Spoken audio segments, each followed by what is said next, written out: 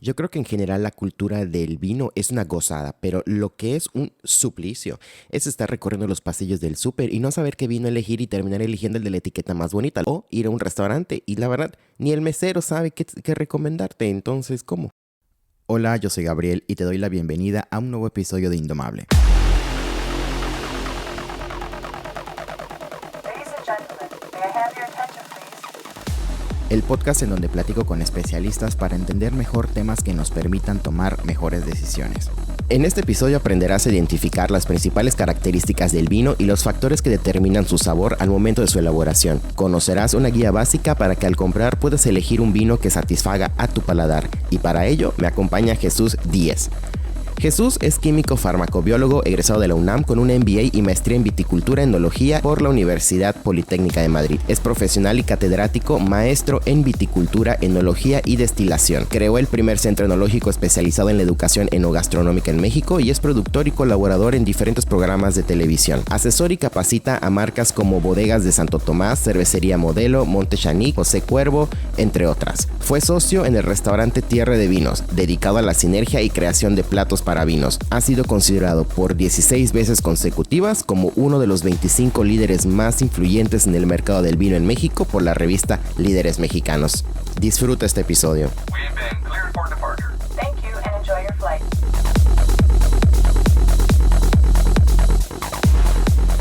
Jesús, bienvenido a Indomable. Hola Gabriel, ¿cómo estás? Muchas gracias por la invitación. Encantado de estar aquí. Algo que me llama mucho la atención es la facilidad que se te da para la docencia. Yo creo que esa es una cualidad que no todos poseemos. ¿De dónde viene este gusto por la docencia en sí? Fíjate que no lo sé, no lo sé. Yo creo que la gente nace con algunos dones y así como Messi agarra la pelota y se burla tres o cuatro, pues a lo mejor hay otras personas que tienen pues otras cualidades en la vida, ¿no? Y la que me tocó a mí a lo mejor es la docencia, el facilitar práctica y sencillamente el conocimiento del mundo del vino y muchos otros conocimientos. Yo durante muchos años fui entrenador de fútbol y el estar en contacto con los niños y explicarle las cosas a los niños para que las entiendan, cosas complicadas que las entiendan ellos, te hace ser muy didáctico y eso creo que es un punto importante para esto. Sí, me llamó mucho la atención de cómo algo que puede ser complejo, como que se entiende fácilmente cuando tú le explicas. Y a ver, algo que el motivo de estar en este episodio grabando contigo es para que nos enseñes un poquito más de esta cultura increíble que es el vino, que muchas veces puede ser compleja. ¿Y a qué me refiero? La verdad es un sufrir cuando nos piden llevar la botella del vino a alguna cena. Estamos recorre todos los pasillos y no sabemos qué características ver, ver por un vino, dependiendo de lo que vamos a comer, y terminamos eligiendo el vino según su etiqueta, lo cual para mí está terrible porque no podemos juzgar necesariamente a un vino por su botella y mucho menos por su etiqueta. Entonces, antes de pasar a eso, ¿de dónde viene el vino? Sabemos que se hace de uvas, pero ¿de qué uvas? ¿Son las mismas que salen del súper? ¿Son otras? ¿De dónde? ¿Cómo es? Claro. Fíjate que acabas de hacer una pregunta maravillosa porque es una pregunta complicada de explicar, pero fácil de entender y de aplicar. Esto del mundo del vino es bonito cuando lo empiezas a entender. Cuando lo empiezas a entender, te empiezas a emocionar. Yo siempre digo que yo me dedico a infectar de vino y la gente me dice, no, tú enamoras. Le digo, no, porque enamorarte te desenamoras mañana y de infectarte ya te quedó esa semillita te quedó dentro. Entonces, la idea de esto es que se te quede y que puedas desarrollarlo más adelante.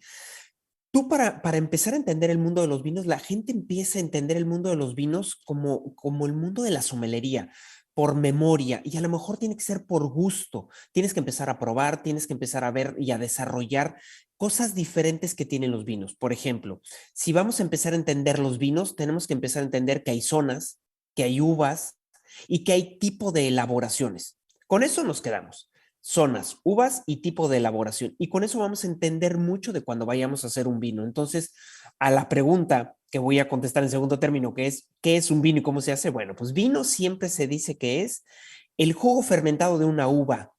Oye, de una uva, pero puede ser de una pera también. No, ahí se llama perada. Y de una manzana se llama sidra. Y entonces cada uno tiene su nombre diferente. Y el vino es específicamente jugo fermentado de uva. Eso es un vino.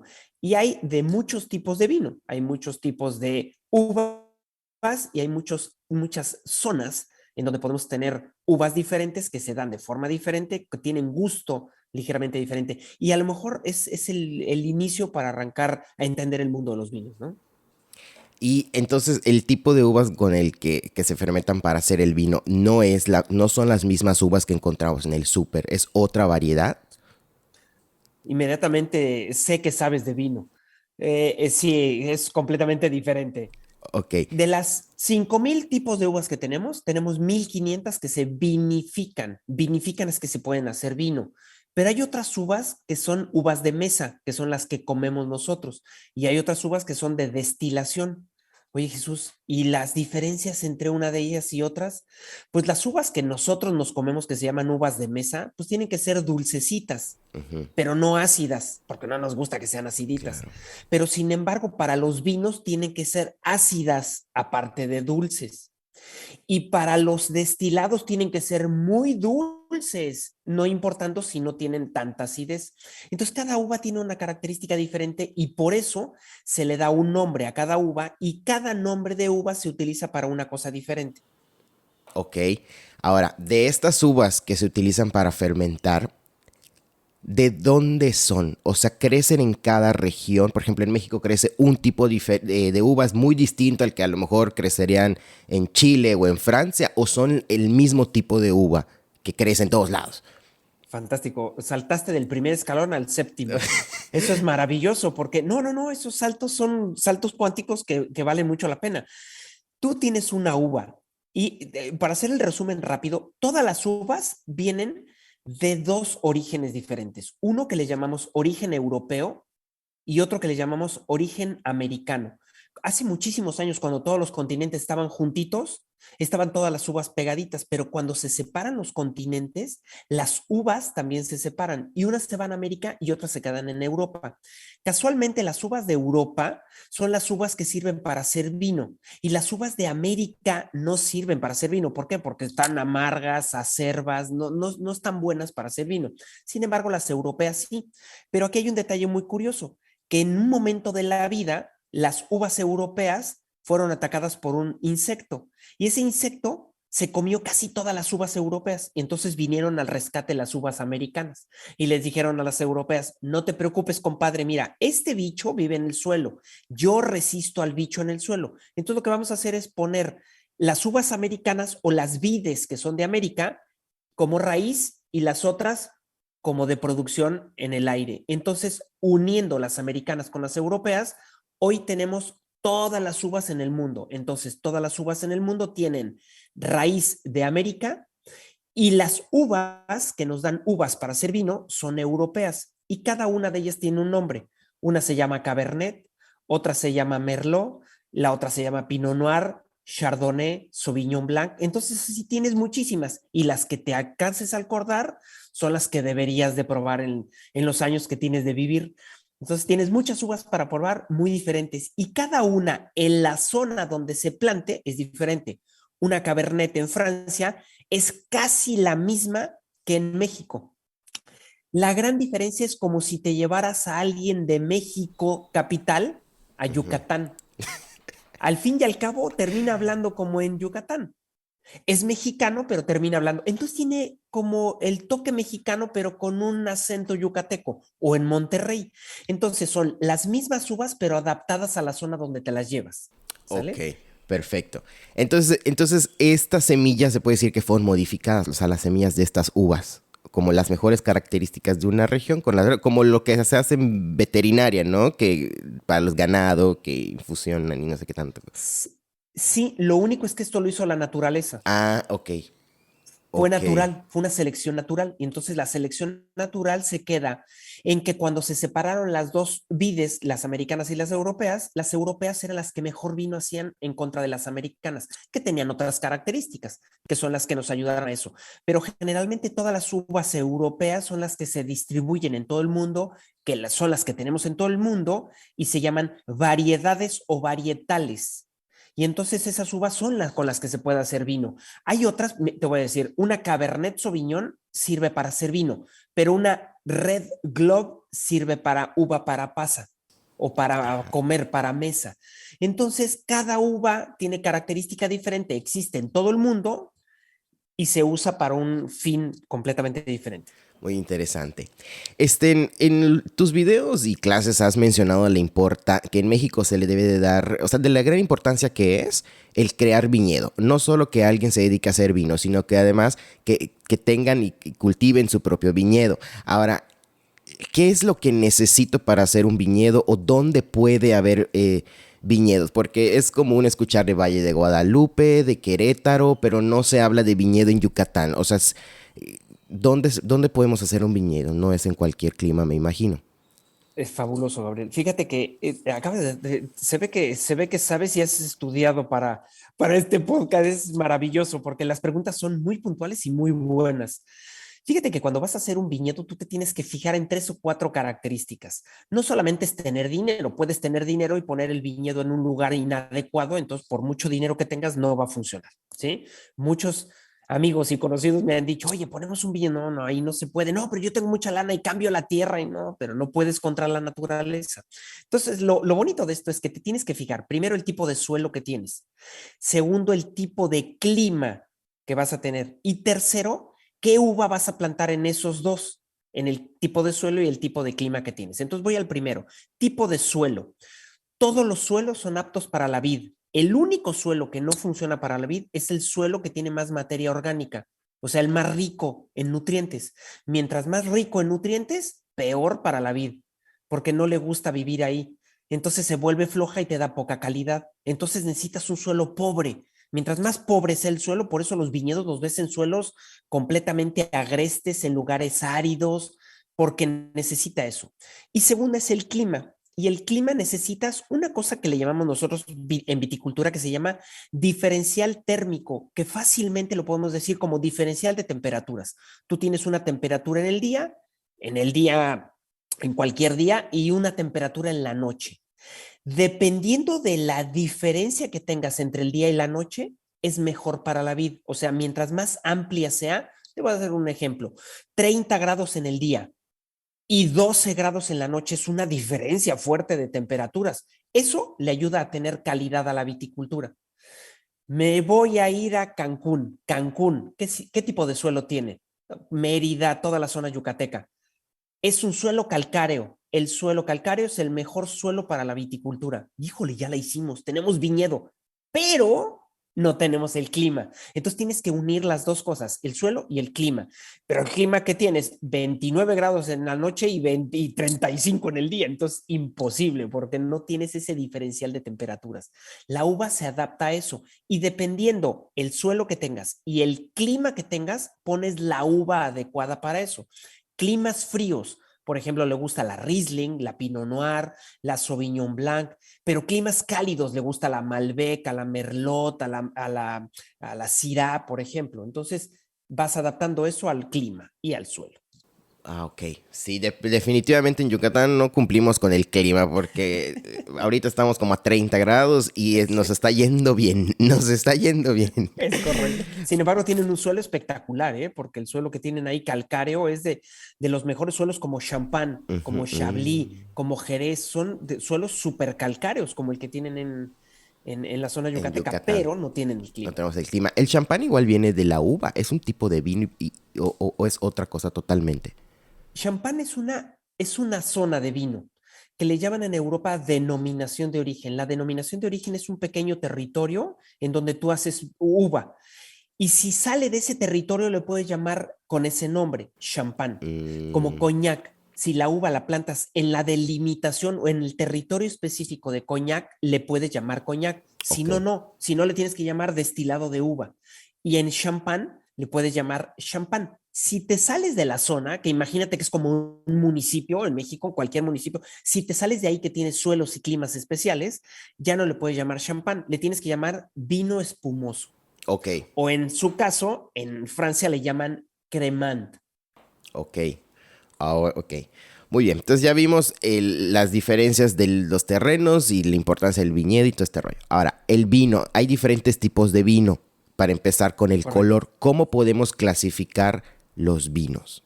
y qué es lo que da origen a esta clasificación? Pues mira, la clasificación yo creo que viene por dos secciones. Primero, por el color del vino, que es lo fácil, ¿no? Entonces tenemos que ver el vino. Si tú observas el vino, te vas a dar cuenta de muchas cosas. Primero, ¿tiene color o no tiene color? Los vinos que no tienen color les solemos llamar blancos, aunque son amarillos, Ujú. pero les solemos llamar blancos. Si tienen un poquito más de color, rosados. Y si tienen más color, tintos o rojos, porque en Argentina le llaman rojos, no tintos, pero bueno, tintos. Pero también si tú los ves, puedes ver que tiene más burbujitas o menos burbujitas o ausencia de burbujitas. Entonces es un espumoso. Pero a lo mejor tú lo ves y tiene más densidad, es más aceitoso. Ah, entonces es más denso el vino. Entonces puede ser dulce porque tiene resto azucarado que lo hace más cremosito, más dulcecito y más untuoso a la boca. Entonces, simplemente de ver el vino, tú más o menos te puedes dar cuenta, pero nosotros clasificamos los vinos fácilmente en vinos espumosos que tienen gas carbónico, tintos rosados y blancos y luego los vinos dulces. Es una manera súper fácil de clasificar los vinos para que la gente se acuerde de ello. Cuando va a comprar un vino, lo primero que tiene que hacer es, bueno, ¿qué vino voy a comprar? Un vino de espuma que tenga gas carbónico, un vino que sea normalito, tinto, rosado o blanco, o un vino de postre que sea dulce. Yo ya te dije tres detalles importantes y te los ordené de esa forma para que la gente lo entienda. Espumosos se toman al principio de la comida. Blancos, rosados y tintos se toman a la mitad de la comida. Y los dulces se toman al final de la comida. Por supuesto que se pueden romper con estas reglas, por supuesto, porque para toda regla hay una excepción. Pero en general, el 90% los tomas así. ¿Sí? Puedes poner los espumosos al final y los dulces al principio, se puede también. Pero empecemos por lo sencillo y lo práctico. Cuando vas al súper no tienes mucha idea y quieres comprar un vino, ¿no? Primero, ¿qué voy a comer? Y de ahí empezamos a hacer. Y entonces ahorita vamos a explicar por qué rosado, por qué tinto y por qué blanco. Porque yo puedo hacer un vino blanco, rosado y tinto de la misma uva. Ah, caray, entonces ya no implica la uva, sino lo que implica es cómo elaboro yo el vino. Fantástico, es un tema importante para eso. Ok, yo pensé que era dependiendo del tipo de uva, daba o vino blanco, entonces no, es la misma uva que se puede hacer diferentes colores. ¿Y Es correcto. por qué varía ese color? ¿Cuál es la diferencia en el proceso de fabricación? Esto es súper fácil porque tú tienes uvas blancas y uvas tintas, uvas verdes que son ligeramente verdes, amarillentas y uvas tintas rojas intensas. Lo único que cambia en las uvas es el color de la cascarita, que le llamamos nosotros ollejo. Entonces, tú tienes las uvas blancas que tienen el pellejito o la piel de color amarillo y las uvas tintas que tienen la piel de color rojo. Por dentro todas las uvas son blancas. Ujú. Entonces es un tip. A ver, ahí viene la primera excepción. Hay 1% de las uvas que son tintas por dentro, se llaman tintoreras, pero no me voy a meter con ellas. Blancas y tintas. Las dos son blancas por dentro. Lo único que tiene color es el ollejo. Entonces, ¿qué voy a hacer? Yo quiero hacer un vino blanco con una Cabernet Sauvignon. Oye, pero la Cabernet es súper potente. Sí, pero si la haces blanco, no. Entonces, entramos en otra disyuntiva. Si yo compro una Cabernet Sauvignon, ¿siempre el vino es potente? No, porque si es una Cabernet Sauvignon blanca, es ligero y sutil. Ah, caray, ya me cambiaste el concepto de las uvas y de los... Entonces, tenemos que saber dos o tres detallitos. La uva y el estilo del vino, como dijimos al principio. Y ahorita vamos a entender eso. Entonces, para terminar un poco la explicación, tenemos uvas blancas y uvas tintas. Si yo quiero hacer un vino blanco, puedo hacer un vino blanco de las uvas blancas. Entonces, aplasto las uvas, sale el mosto o el juguito y sale blanco. Y entonces hago un vino y es blanco por completo. Pero ¿qué tal si utilizo una uva tinta para hacer un vino blanco? Perfecto, agarro una uva tinta, la estrujo, la aplasto y el jugo que sale es blanco. ¿Pero no es tinto? No, el pellejo es tinto. Entonces, ¿qué hago? Tengo que hacer la técnica del agua de Jamaica. Agarro el ollejo o la piel y se la tiro dentro. Y entonces se la tiro dentro y el pellejito lo que va a hacer es generarle color. Entonces, quiero mucho color, tinto. Quiero poquito color, pues quítale el pellejito a la mitad del proceso y entonces te sale un rosado. Entonces, los vinos blancos, rosados y tintos se elaboran en una bodega de vino. No tiene tanta relación con la uva. Ah, bueno, por supuesto que sí, porque si yo quiero hacer un vino tinto, no puedo agarrar una uva blanca. Eso está Claro, clarísimo, ¿no? claro. Pero sin embargo, yo puedo hacer un vino blanco de una uva tinta. Muy bien. ¿Qué característica, además del color, le va a dar el ollejo al vino? O sea, ¿cambia en Bien, sabor? fabuloso. El ollejo tiene 3 o 4 características importantes que tenemos que tener en cuenta. La primera característica del ollejo es que me va a dar color, pero si no tiene color, me va a dar unos compuestos. Estos compuestos son de los más importantes que tienen casi todas las frutas en el mundo. Se llaman polifenoles. Híjole, es palabra dominguera, como digo yo, ¿no? Es palabra para aprendérsela y sacarla un día de comida el domingo.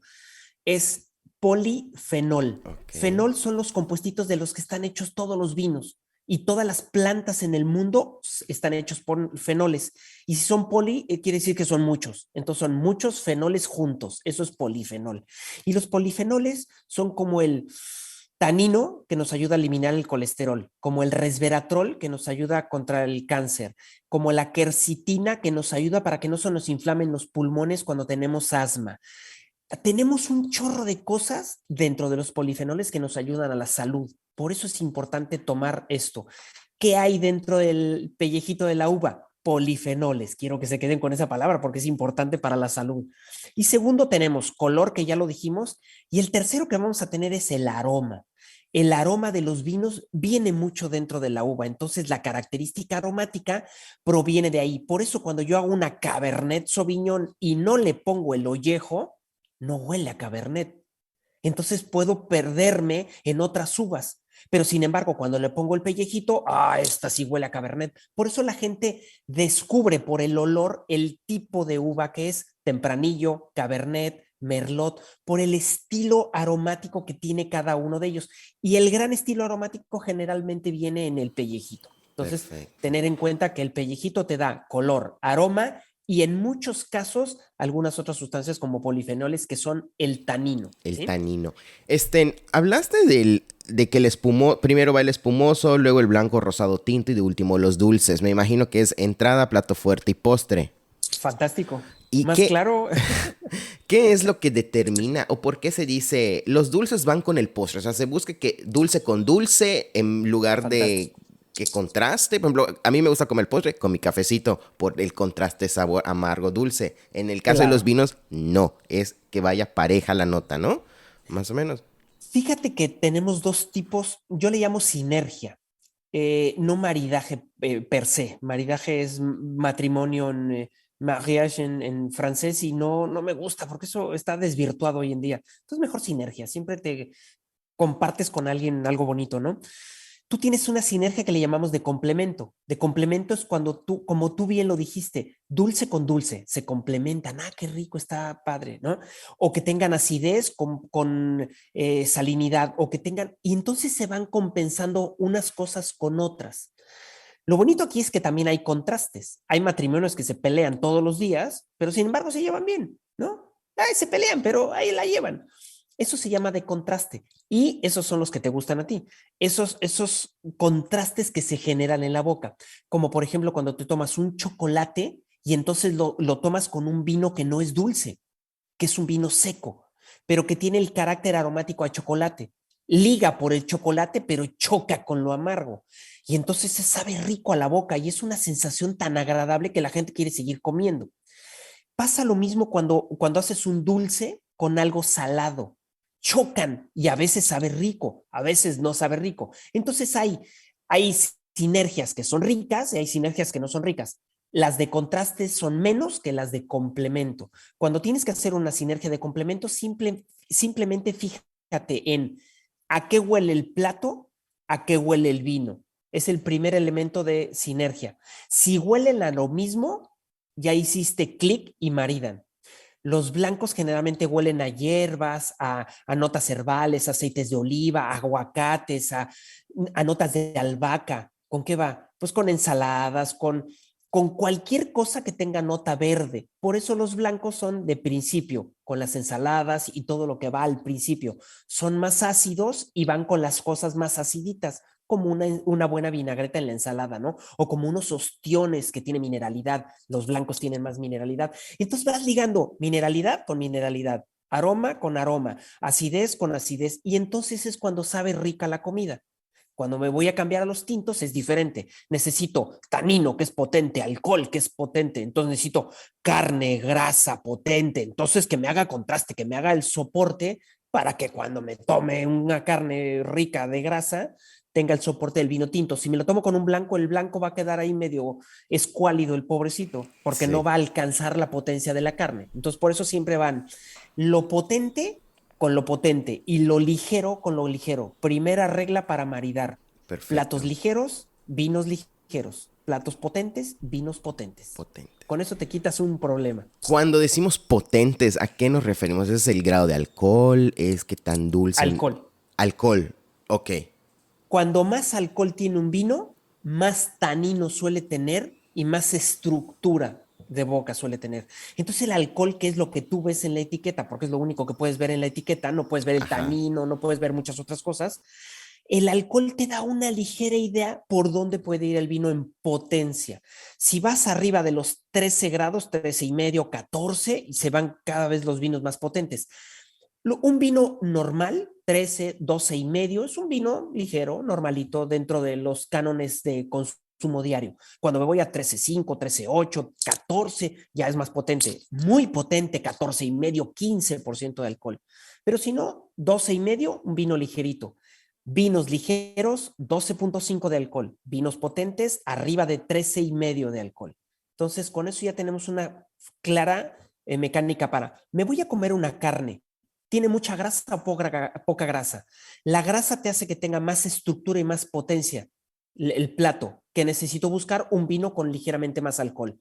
Oye, que es una carne magra, un vino con menos alcohol, porque va a ligar mucho mejor con la potencia de la carne. No va a sobrepasar el vino y no va a sobrepasar la carne. Ok. Trato de ligarlos. Ok. Ahora, ¿qué es lo que le da al vino ese grado de dulzor? ¿Y cómo podemos saber qué tan dulce va a ser el vino? Porque en la etiqueta normalmente no viene el qué tan dulce es, ni porcentaje de azúcar, ni nada. Yo me imagino que debe ser por el porcentaje de alcohol también. Fíjate, el alcohol viene determinado por la cantidad de azúcar que tenga la uva. Si la uva tiene mucho azúcar, entonces puedes generar mucho alcohol. Si la uva no tiene mucho azúcar, no puedes generar mucho alcohol. Entonces, si yo la uva la cosecho tarde, como un mango, es muy dulce. Entonces, ¿qué puede hacer un vino muy alcohólico? Entonces, la característica aromática también cambia del vino, porque la fruta es más madura. Un mango joven tiene poquita azúcar, entonces voy a poder generar poquito alcohol. Es igual en la uva y el carácter aromático va a cambiar. Entonces, cuando yo tengo mucho alcohol, el carácter aromático cambia además del alcohol. Si tú tienes poquito alcohol, los vinos tintos huelen a frutos rojos. Y si tienes mucho alcohol, huele a frutos muy maduros, cerezas, higos, dátiles. Y eso depende del punto de la cosecha. Como un mango, el mango huele a una cosa bien maduro y poco maduro huele a otra cosa. Claro. Eso es importante para un vino para entender cómo funciona. Y luego, si yo todo el azúcar lo convierto en alcohol, me genero un vino muy alcohólico, pero con cero azúcar residual. O sea, no contiene azúcar el vino.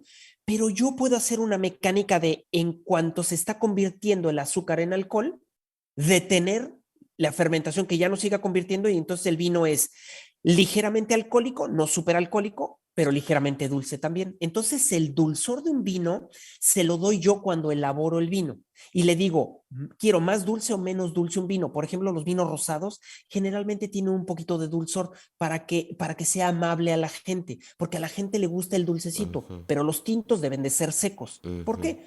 Porque mientras menos azúcar tenga un vino en la botella, más te dura en la cava. Entonces el tip es, los vinos secos guardan muy bien en la cava. Los vinos dulces no guardan tan bien en la cava. A menos que sean vinos de postre. Eso sí guardan muy, pero son un estilo diferente. Ok. ¿Sí? Pero entonces no hay forma de que sepamos en el pasillo del súper qué tan dulce va a ser el vino. No lo No sabemos, hay a forma. menos que te diga la botella semidulce, demisec. Entonces hay palabritas que te van indicando que es ligeramente más dulce, ¿sí? Puede ser el semiseco, semidulce, demisec. O dulce, por supuesto, esto te va indicando que el vino es diferente, ¿no? Que es un ligero grado azucarado más alto de lo normal. Generalmente lo ponen ahí, pero generalmente los vinos son secos. Secos.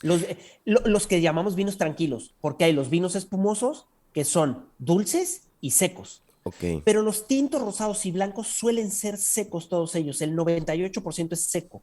Pueden hacer algunos vinos dulces blancos, algunos vinos dulces rosados, pero generalmente todos los tintos son secos. Sí es bien importante esto. Los dulces son dulces. Último tip para esto. El vino blanco, el vino blanco puede ser dulce y el rosado, el tinto no. Nada más recordar esto, ¿sale?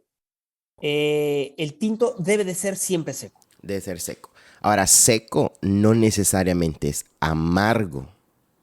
Porque yo he probado unos que están secos y digo, está muy rico, está ligero. Y dice secos y ya me hacen su cara así de, Claro. ¿qué le da esa sensación de secura o por decirlo de alguna forma? Sí, no, tienes razón, Sí. es el amargor.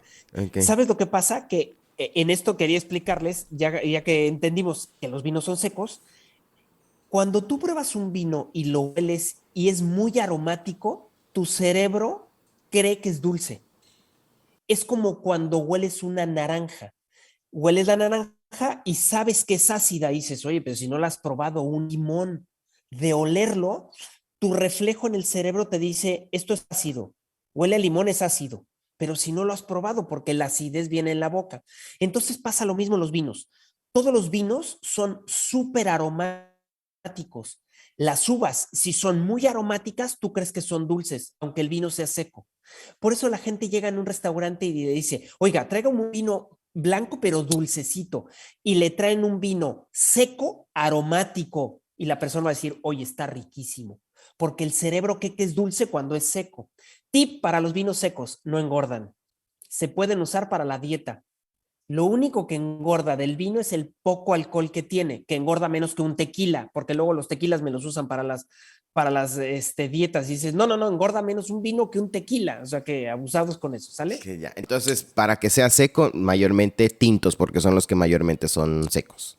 Correcto. Secos, correcto. Los blancos y Entonces, los rosados suelen ser un dulces. poquito más dulces. Entonces, no hay manera de que nosotros sepamos cuando compramos una botella a cómo va a saber. Más que por el porcentaje de alcohol, es una caja sorpresa.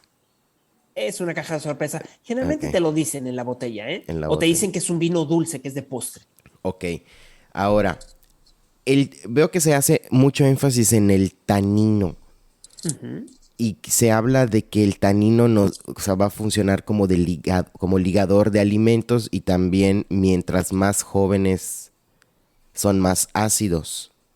¿Esto es Sí. así o nada que ver? No, no, el tanino es una cosa y la acidez es otra cosa. Es como si estuvieras hablando de una bicicleta y un coche. O sea, los dos te sirven para el vino, pero nada que ver uno con el otro. El tanino son unas sustancias que tienen las plantas verdes. Todas las plantas verdes tienen tanino. Y entonces cuando viene un insecto a chuparlas, ellas segregan tanino para hacer que el insecto se vaya. Y ese tanino lo pasa en el aroma a otras plantas para que las otras plantas le diga, se comunican entre ellas y les diga, ahí viene este insecto, segrega tanino para que no te chupe. Es increíble cómo se comunican las plantas, pero funcionan así, ¿sale? Y entonces ese tanino es, cuando tú estás en un lugar muy agresivo, las plantas tienen más tanino. Cuando estás en un lugar más benévolo, las plantas tienen menos tanino. Entonces es importante. Y es que tanto tanino tú quieres extraerle de la uva, porque tú extraes el tanino. El tanino es esa sustancia que le sirve a las plantas para eso y le sirve como conservador a un vino. Entonces, el tanino sirve para conservador al vino y cuando tú te lo tomas, te sirve para eliminar el colesterol que tienes en sangre. O sea que es un eficiente eliminador de colesterol de sangre. El único detalle curioso es que el tanino viene en el pellejito de la uva y los blancos no les echamos el pellejito. Entonces los blancos no tienen tanino y los tintos sí tienen tanino. Pero como las plantas verdes tienen tanino y la barrica es una planta verde, tú puedes meter el vino blanco en una barrica que es una planta verde y tiene tanino y la barrica le genera taninos al vino blanco. Pero bueno, para que sea uso para la salud y que sea healthy, tiene que ser de tinto para que tenga este punto que es el tanino. Y el tanino no te sirve para otra cosa sino para darle potencia a un vino, que sea estructurado, potente, pero no tiene nada que ver con el ligue.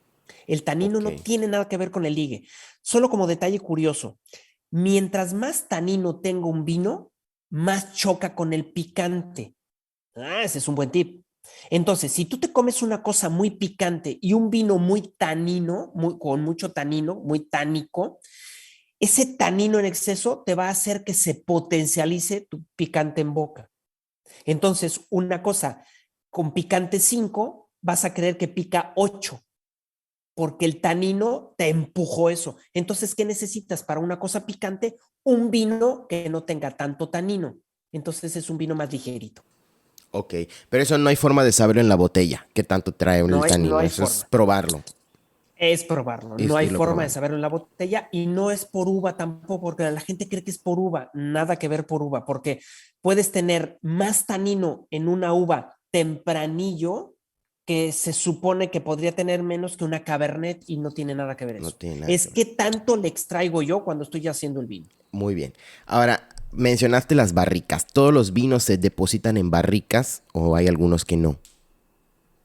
No, hay vinos que se depositan en barricas y hay vinos que no se depositan en barricas. Los vinos, cuando yo estoy hablando de los vinos blancos, tintos y rosados, los rosados no se suelen meter a barrica. Los blancos y los tintos sí. Los blancos menos, los tintos más. Entonces, los vinos blancos pueden estar con o sin barrica y los vinos tintos pueden estar con o sin barrica. ¿Qué determina que lo metas a la barrica? La potencia del vino. Si tú tienes una uva que cosechaste tarde, que tiene mucho alcohol y tiene mucha estructura, la puedes meter en barrica. Si es una uva jovencita con poca estructura, no lo metes en barrica porque la barrica se la va a llevar, va a abrumar al vino. Entonces tienes vinos ligeritos, blancos, sin barrica y blancos potentes con barrica. Ligeritos tintos sin barrica y tintos potentes con barrica. La barrica te indica mucho la potencia del vino, esta sí. Entonces, cuando tú veas 6 meses de barrica, tiene poquita barrica, quiere decir que el vino es ligerito, no es tan potente. 24 meses de barrica, caray, espérate, este vino seguramente tiene mucha barrica, tiene mucho alcohol y tiene mucho tanino. Ahí sí puedes identificar el tanino, porque el tiempo que tú lo pasas en barrica el vino es el tiempo que tú necesitas para que el tanino, que es agresivo a la boca, se vuelva suavecito. Entonces, poquito tanino, poquita barrica. Mucho tanino, mucha barrica. Mucha barrica. Ahora, me llama la atención que hay algunos vinos que en la etiqueta dice Gran Reserva año tal. O dice Reserva tal. ¿Qué significa eso de la Gran Reserva? O sea, Eso es una mecánica que sacó Europa, España en particular, para los vinos. Entonces dijeron, a ver, para que yo no te hable como Jesús de un vino ligerito y un vino potente, en España dijeron, a ver, un vino crianza es un vino ligerito, un vino reserva es un vino más potente y un vino gran reserva es un vino de mucho tiempo. Entonces, eso es el estilo del vino. Crianzas siempre son jóvenes, reservas siempre son potentes y gran reserva siempre son añejos. Y esto determina también con qué te lo vas a comer, que si quieres lo vemos en un ratito. Lo bonito de esto de la clasificación es que solo la hay en Europa, en España en particular. Francia no tiene esta clasificación, ni México, ni Argentina, ni ningún país del mundo. Entonces todo el mundo se ha colgado un poco del gran reserva como el vino superior de la bodega, o el de más abolengo, o el de más calidad, ¿sí? Entonces por eso le ponen gran reserva o reserva. Un poco haciendo el juego que hace España con sus vinos de más o menos barrica, más o menos potencia. ok. Toda esta información me lleva a pensar, a deducir que el vino no es como algo estandarizado, ¿no? O sea, como no, yo puedo tener una idea con leer la etiqueta, pero realmente no voy a saber bien si el vino que estoy comprando tiene las características que busco. Por eso es importante destapar, probar, irte familiarizando con, pues, con el tipo de uva y con la marca, el viñedo, ¿no? O marca, pero yo digo, si todo se lo debemos a las cosechas, puede ser que yo compre hoy una botella y a lo mejor en algunos meses compre una botella igualita y vas a ver diferente porque a lo mejor es de otra cosecha. ¿Es así? Sí, cuando tú tienes una botella de una cosecha contra otra cosecha, siempre va a ser diferente porque las climatologías por año son diferentes. La 2019 es diferente a la 2020 y a la 2021, gracias a Dios, porque si no sería terrible si tuviéramos muchos 2020 y Sí. 2019, ¿no? Pero a lo que voy yo es que si todos los vinos son diferentes, de hecho se desarrollan en la botella también y de diferente forma. Entonces, cada cosecha es diferente. Por darte un ejemplo, las cosechas le dan el valor a los vinos grandotes, cuando son vinos de bodegas muy afamadas. Una cosecha 2019 puede costar 3,000 pesos y una cosecha 2020 puede costar 30,000 pesos. Esa es la diferencia de una cosecha contra otra. O sea, puede ser una cosecha excepcional y el vino subir de precio muchísimo solamente porque la cosecha es mejor. Entonces, hay que tener cuidado con esto, pero bueno, ya nos estamos metiendo en especificaciones muy, muy, muy puntuales de vinos y de zonas. Pero sí, puede cambiar dependiendo el año, el estilo y la característica y calidad del vino. Entonces la mejor forma es probar, probar, Probar. probar. No, y Probar. sí, Fíjate, Gabriel, que te iba a decir, voy a ahondar un poquito en esto porque cuando pruebas tienes que recordar qué vino probaste, qué uva, qué zona, cuál es el elaborador, cuál es el que me gusta, cómo estuvo en la boca, y eso es memoria. El vino tiene un componente dentro de los polifenoles que te llega al cerebro, y en el cerebro tenemos todas unas células con las que pensamos. Y esas neuronas que tenemos en el cerebro para pensar hacen sinapsis. Sinapsis es cuando piensas, le manda una señal una neurona a otra y piensas, ¡pum!, un impulso eléctrico. Cuando tienes Alzheimer, las neuronas se llaman de una cosa que se llama amiloide. Se llenan como de una vaselina por afuera y no dejan que manden un impulso eléctrico de una a otra. Entonces empiezas a perder la memoria. Eso es el Alzheimer.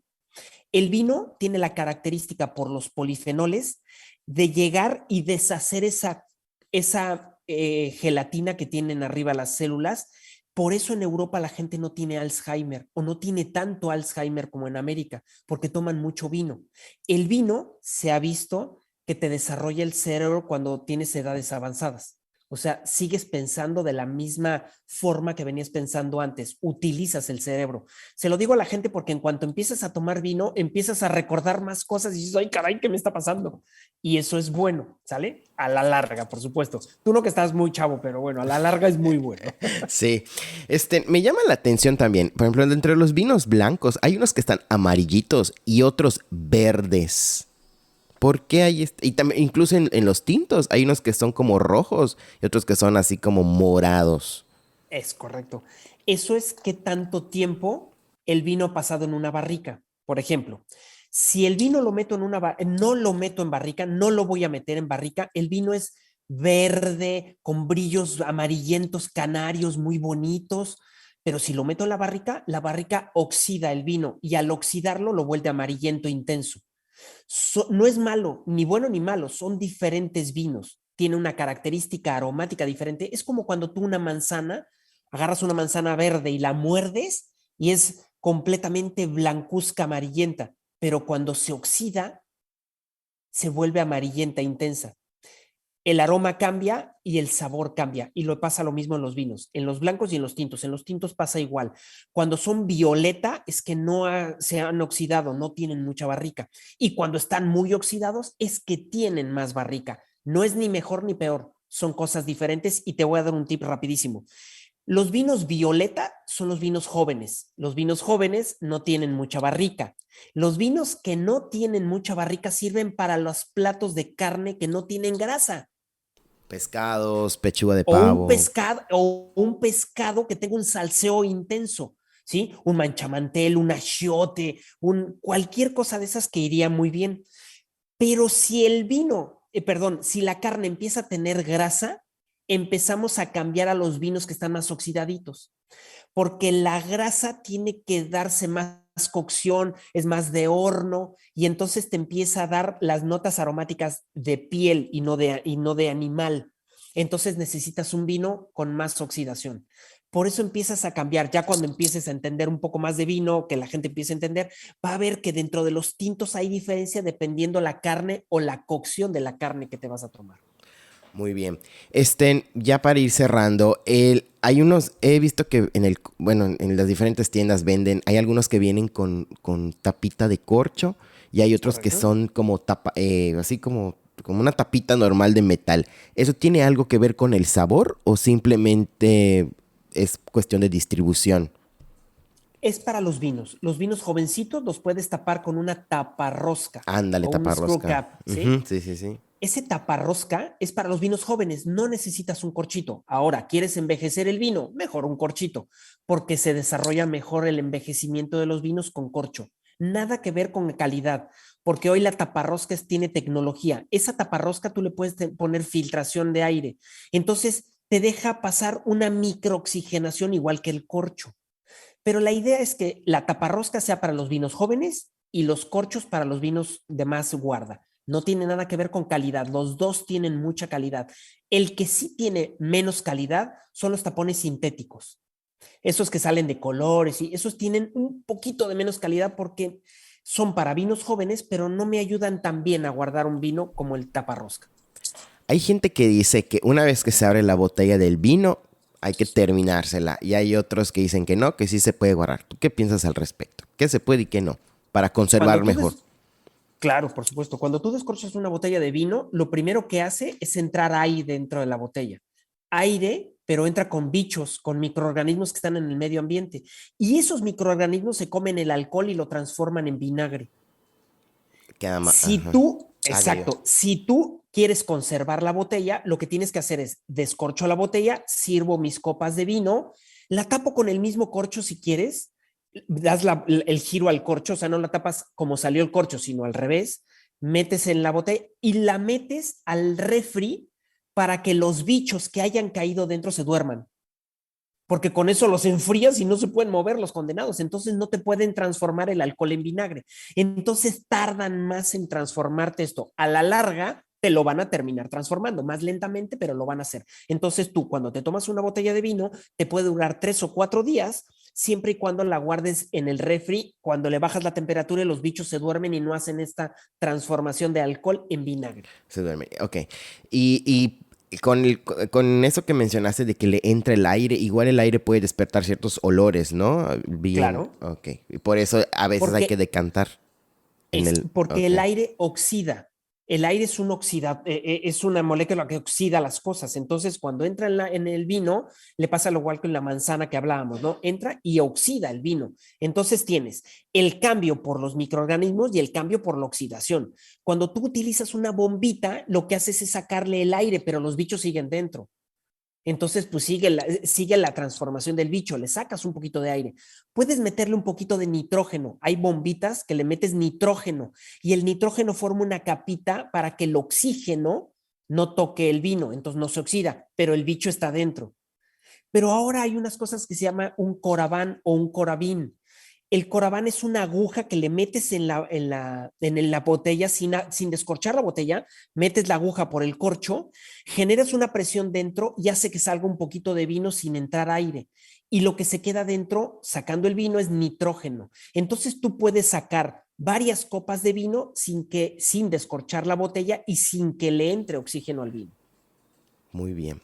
Entonces, resumiendo en pocas palabras todo lo que hemos aprendido hoy con base en el objetivo del episodio, que es saber identificar nuestros vinos predilectos, la única forma de identificar cuál es el vino que más nos gusta es probar diferentes tipos de uvas, diferentes botellas y tener en cuenta que para las entradas, en los primer tiempo de comida, vinos espumosos son los que van mejor. Para los platos fuertes, el rosado, el tinto, el blanco, y para los dulces, pues ya los postres, los Es rosados correcto. más que nada, ¿no?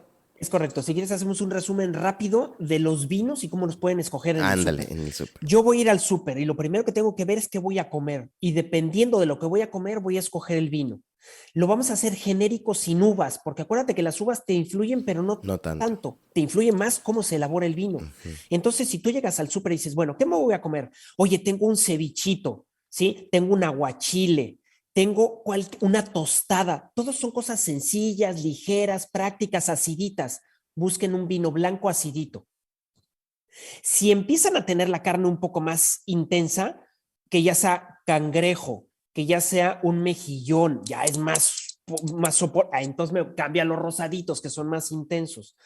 Pero si ya empiezo a entrar en la carne, en el pescado a la brasa, que ya tenga una costrita de cocción, entonces ya es más potente el plato. Me voy a los tintos ligeritos. No, espérame, yo quiero un chuletón intenso, entonces me voy a los tintos más intensos. Entonces, dependiendo de lo que vas a comer, es de lo que vas escogiendo. Acuérdense, platos ligeros, vinos ligeros. Platos potentes, vinos potentes. Para los espumosos son de aperitivo para todo. Los espumosos funcionan para todos los platos, para aperitivos, para los platos del medio y para los postres. O sea que no tienes problema, lo puedes comer con toda la comida. Y los vinos de postre, que son los últimos, solo los comemos con postre. Generalmente van con postre, aunque algunas excepciones se pueden comer como aperitivo, pero eso los vemos en otra ocasión para que no se vuelvan locos. Vinos dulces como los jereces, los oportos, todos esos van con postrecitos. Escojan el vino adecuado al postre. Si es chocolate, vino tinto dulce. Si es un flan o un pay de limón, cualquier cosa de esas, entonces un vino dulce, blanco. Pero siempre van a ser dulces, ¿sale? Muy bien, excelente resumen. ¿Cuáles son tus 3 vinos favoritos que nos puedas recomendar para que los probemos ahorita a terminar este episodio? Fantástico. No tengo vinos favoritos. Yo creo que generalmente cuando me dicen ¿qué vino recomendarías que vas a comer? Siempre pregunto, ¿no? Entonces, tú dime un plato y yo te digo un vino. Para una pizza horno de leña, por ejemplo. Horno de leña, pero ¿de qué es la pizza? De jamón, margarita. De vegetariana, margarita, de piña, de queso. Es una margarita normal. Entonces podemos meter un blanco o un rosado. Los tintos no irían. ¡Ay, quiero un tinto! Métele aceituna, métele cosas más intensas, ¿no? Una de pepperoni, entonces me cambio a los tintos. Pero las pizzas también juegan un papel exactamente igual que eso. ¿Y qué vinos les dejaría yo así para que probaran? Pues miren, yo me iría por vinos que fueran sutiles en los blancos, para que les gusten. Yo probaría algún vino de la zona de Ensenada, que fuera Sauvignon Blanc o Chardonnay. Son 2 uvas, para hacerlo un poco más práctico, para que la gente vaya y escoja las uvas. Chardonnay o Sauvignon Blanc. De la zona de Ensenada está muy bien.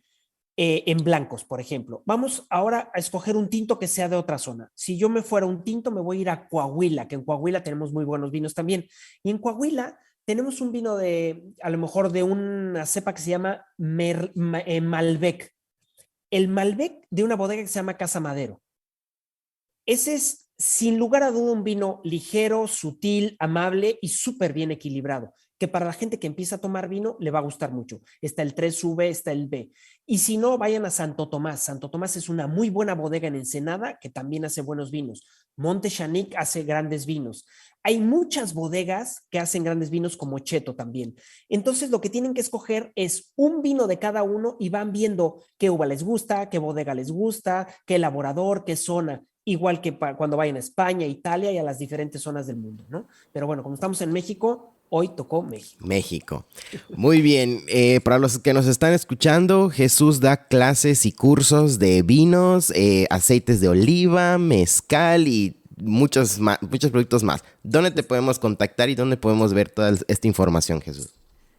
Gabriel, les doy el Instagram si quieren, porque ahí suelo subir más cosas, igual que en Facebook. Me pueden mandar cualquier mensaje ahí. Es @Jesús10 vinos. Es Jesús10 vinos. Ese es en Instagram, y en Facebook estoy como Jesús10, todo escrito, Vinicultura, que es mi escuela de vino. Y en Twitter estoy como @10vinos. Cualquiera de esas 3, encantado de contestarles cualquier preguntita y bueno, encantado de estar contigo. Excelente, muchas gracias. Gracias por el tiempo, gracias por estar aquí, compartirnos todo este conocimiento, y a los que nos están escuchando, gracias por regalarnos unos minutos de su tiempo y nos vemos en el próximo episodio. Jesús, ha sido un gusto, muchas gracias. Un abrazo, Gabriel. Si te gustó este episodio, compártelo con tus amigos y en tus redes sociales. Califícanos con 5 estrellas en Spotify, Apple Podcast o en cualquier otra plataforma desde la que nos estés escuchando. Gracias por tu tiempo. Nos escuchamos en el próximo episodio. Thank you.